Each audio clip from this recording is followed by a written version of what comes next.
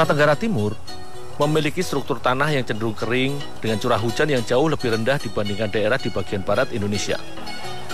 Hal ini menyebabkan hanya jenis tanaman tertentu yang bisa tumbuh subur di lahan pertanian di Pulau Timor ini. Salah satu tanaman yang bisa tumbuh subur di lahan kering Nusa Tenggara adalah jagung atau siamais. Jagung merupakan komoditi utama yang banyak diusahakan masyarakat selain singkong dan ubi. Di tempat usaha pengolahan jagung milik keluarga Pak Suroto, jagung lokal RTT menjadi bahan baku utama pembuatan emping jagung.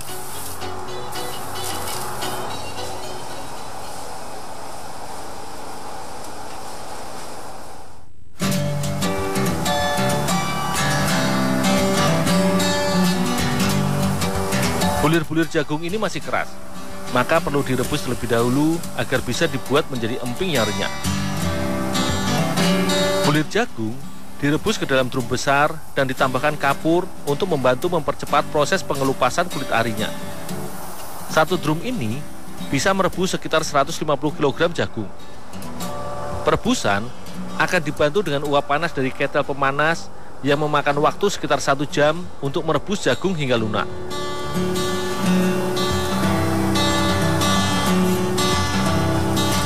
Setelah itu, rebusan jagung sudah bisa diangkat dan dipindahkan ke dalam drum berisi air bersih untuk dicuci.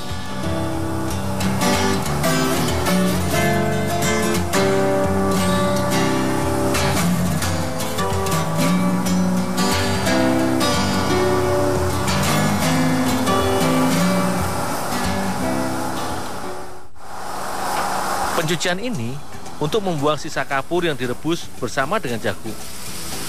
Saat dicuci, jagungnya pun digosok-gosok agar kulit arinya benar-benar lepas. Jagung merupakan bahan pangan yang kaya akan karbohidrat kompleks yang berasal dari Amerika Latin. Serat serta vitamin dan mineral serta omega 6 dan lemak tak jenuh yang dimiliki jagung bermanfaat untuk menurunkan kolesterol dalam darah. Rutin mengkonsumsi jagung juga bisa membantu menurunkan kadar homocysteine yang dapat mencegah terkena serangan jantung. Proses pencucian ini tidak bisa langsung membuat sisa kapur perebusan terbuang. Untuk membersihkannya, maka jagung yang sudah dicuci masih harus direndam lagi semalaman.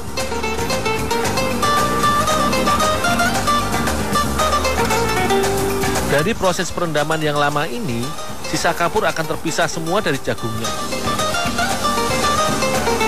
Setelah direndam semalaman, jagung yang sudah bersih dari kapur langsung dikukus. Pengukusan juga menggunakan uap dari ketel dengan suhu mencapai 900 derajat Celcius. Karena hanya menggunakan uap dari ketel saja, maka pengukusan memakan waktu yang lebih lama jika dibandingkan proses perebusan.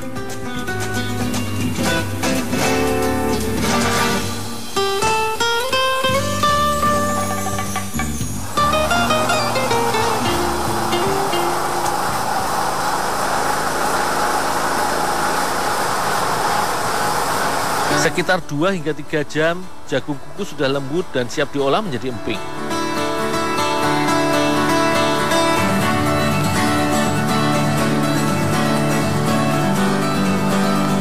Jagung kukus selanjutnya digiling dengan mesin pemipi.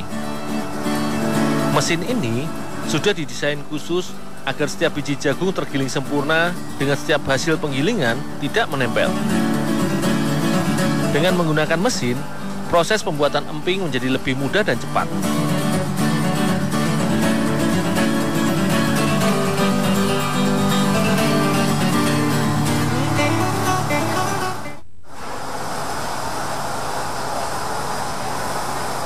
Setelah dipipihkan, maka emping setengah jadi ini selanjutnya diletakkan di atas para-para bambu untuk dijemur dan disusun di atas tiang-tiang besi.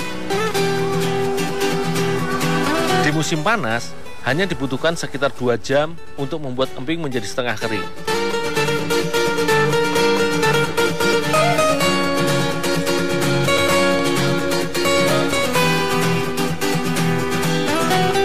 Emping yang masih sedikit basah ini bisa langsung diangkat untuk diayak.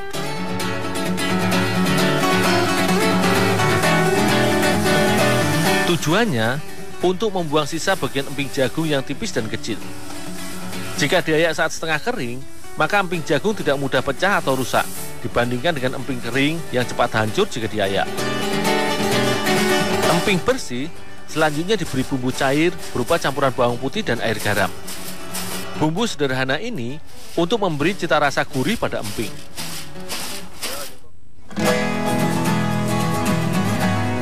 Emping-emping berbumbu yang basah ini akan dijemur kembali hingga kering selama 3 jam dan bumbu merasap ke dalam emping.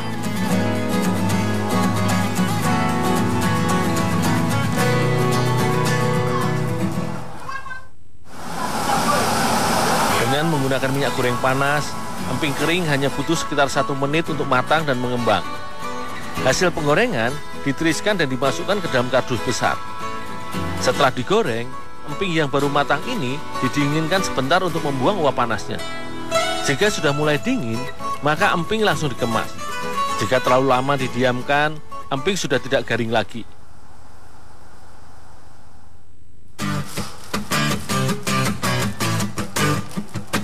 Emping jagung dikemas ke dalam kantong plastik berukuran 350 gram. Cemilan khas Timor ini juga sangat renyah dengan rasa gurih yang khas. Dalam 1 bulan, emping jagung dengan merek Surya Nusrati Mandiri ini mampu menjual lebih dari 1.000 bungkus dengan harga jual 12.000 per kantong. Permintaan emping jagung akan semakin banyak di saat hari raya dan tahun baru. Produksinya bisa meningkat hingga 2 kali lipat dari produksi harian. Dari cemilan rumahan yang sederhana, emping jagung bisa menjadi buah tangan saat berkunjung ke Kupang.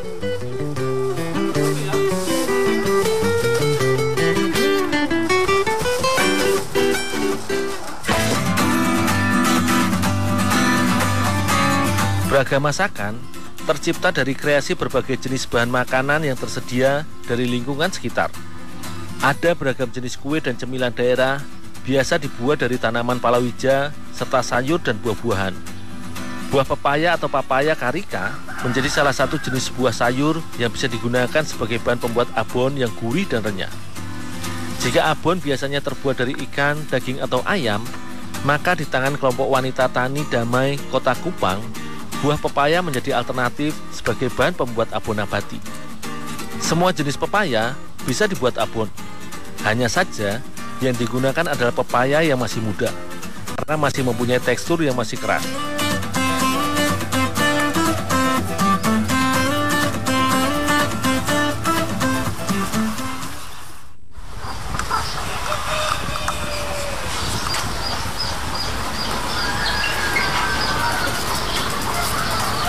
Buah pepaya kaya akan vitamin A, C, dan baik untuk kesehatan kulit dan menjaga kesehatan mata. Kandungan oksidan yang tinggi pada buah pepaya membantu pencegahan oksidasi kolesterol dan menurunkan resiko serangan jantung dan stroke. Untuk dibuat abon, pepaya muda ini harus aku kupas terlebih dahulu.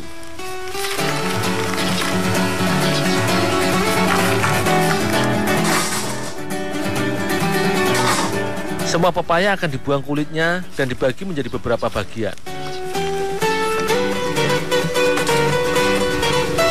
Sisa getah dan kotoran pepaya dibersihkan dengan cara dicuci.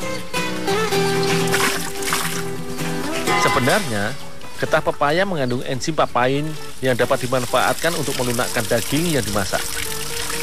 Selain itu, kandungan serat dan papain pepaya baik untuk kesehatan sistem pencernaan.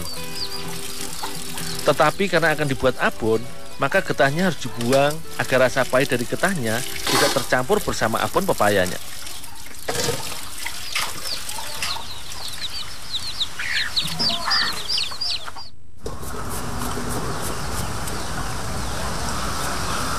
Abon pepaya sendiri merupakan sebutan untuk hasil parutan pepaya halus yang dibumbui dan digoreng garing.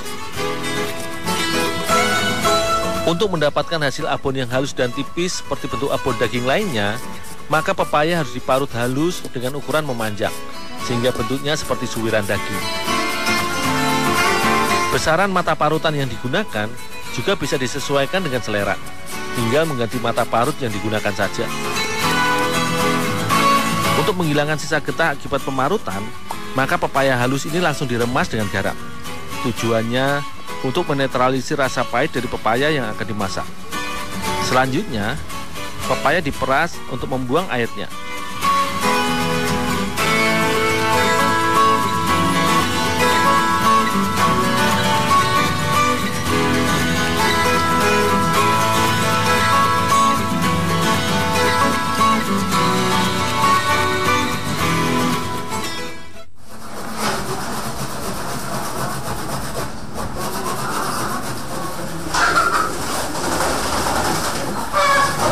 Mama, ini pepayanya sudah diramas? Dan cuci dulu.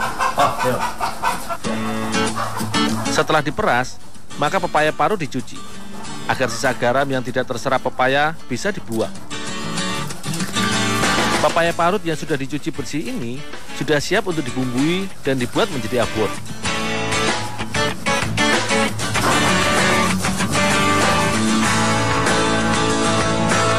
Sebelum dimasak, parutan pepaya akan ditambah dengan bumbu-bumbu lainnya agar lebih gurih dan enak.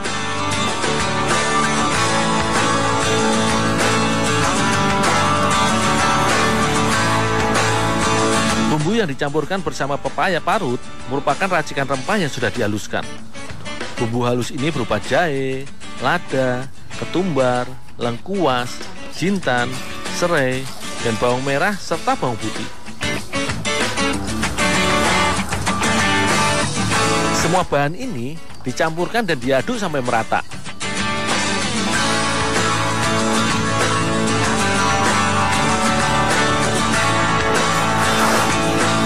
Pepaya parut berbumbu ini kemudian dimasukkan ke dalam adonan tepung yang merupakan campuran dari tepung beras, tepung bumbu, dan tepung tapioka.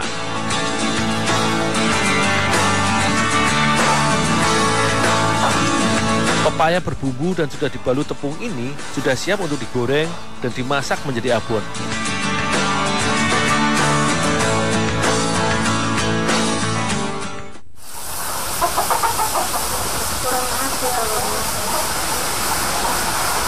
Dengan menggunakan minyak goreng yang panas, hanya perlu waktu sebentar untuk menggoreng abon pepaya.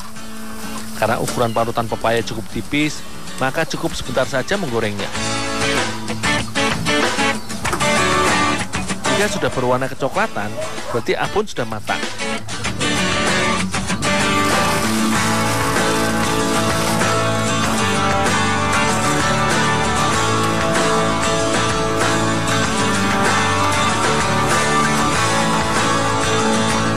Rasa abon pepaya ini sangat unik, gurih dan renyah, serta kaya akan bumbu. Kita bisa menikmatinya sebagai lauk makan nasi atau dimakan langsung sebagai cemilan. Abon ini bisa menjadi salah satu variasi olahan pepaya sebagai alternatif bahan keluarga. Jagung sudah menjadi bahan makanan yang tidak terpisahkan dari keseharian masyarakat Nusa Tenggara Timur. Tanaman kaya karbohidrat ini menjadi bahan pangan pokok layaknya beras bagi masyarakat yang tinggal di Pulau Timor, Flores hingga Sumba. Biasanya, jagung dikonsumsi sebagai bentuk basah atau jagung kering pipilan. Jagung NTT juga memiliki kekhasan dibandingkan dengan jagung yang berasal dari daerah lainnya. Bonggolnya lebih kecil dengan warna bulir yang beragam, seperti putih, merah, ataupun ungu. Aku akan memasak jagung kering pipilan ini menjadi jagung bose. Selain jagung bose, kami juga akan mengolah jagung menjadi sagu jagung.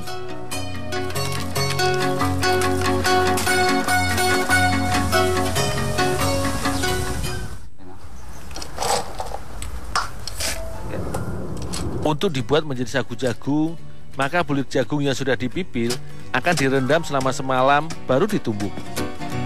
Sagu jagung akan didapat dari tepung yang berasal dari jagung yang sudah dihaluskan. Perendaman yang lama akan melembutkan jagung sehingga mudah untuk ditumbuk.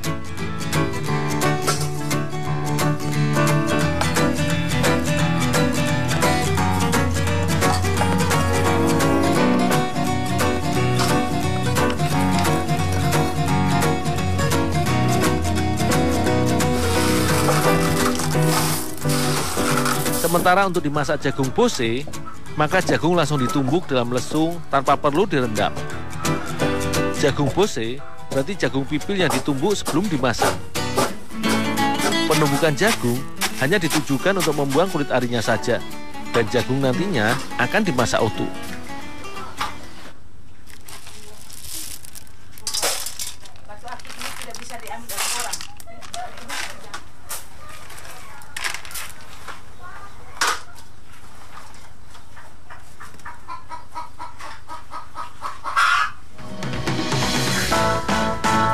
Hasil tumbukan jagung ini kemudian ditampi agar sisa kulit ari jagung terbuang. Jagung yang sudah bersih sudah bisa langsung dimasak menjadi jagung busik.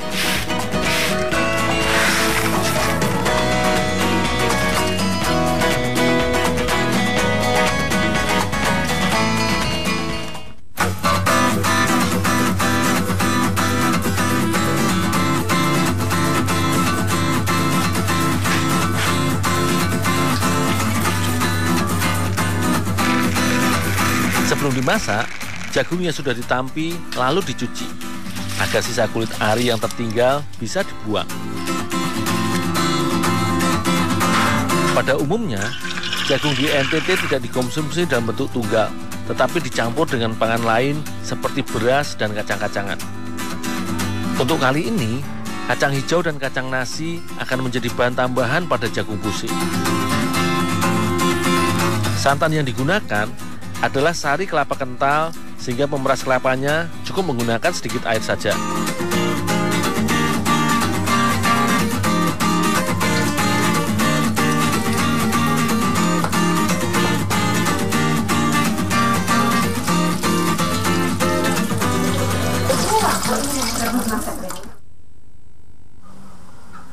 Khusus untuk memasak sagu jagung, maka tepung jagung yang sudah diayak dicampur terlebih dahulu dengan kelapa parut.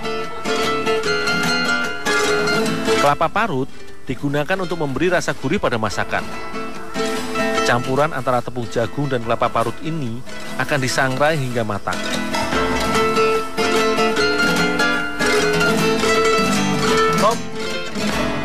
Semua bahan diaduk terus-menerus agar tidak ada bagian yang gosong dan matang merata.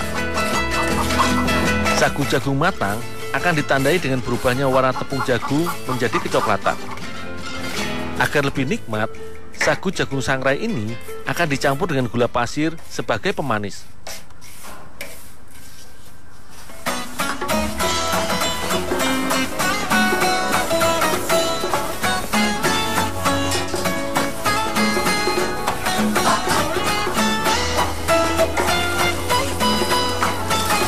Jagung bose bisa juga disebut dengan bubur jagung. Jagung yang sudah bersih dan sudah dicuci direbus hingga matang dan mengembang.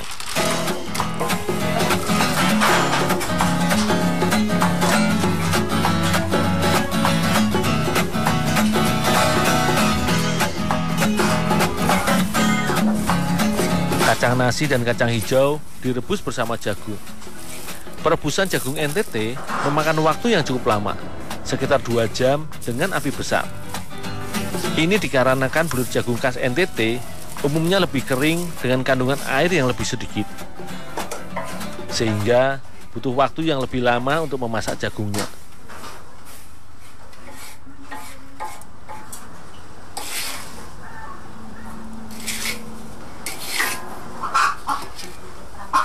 Setelah jagung dan kacang matang, barulah santan kelapa dimasukkan.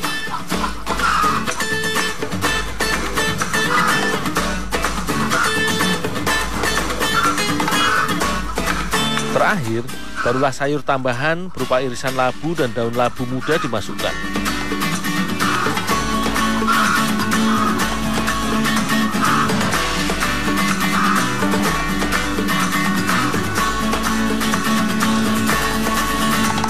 Setelah semua bahan tercampur dan matang, maka jagung bose siap untuk dinikmati.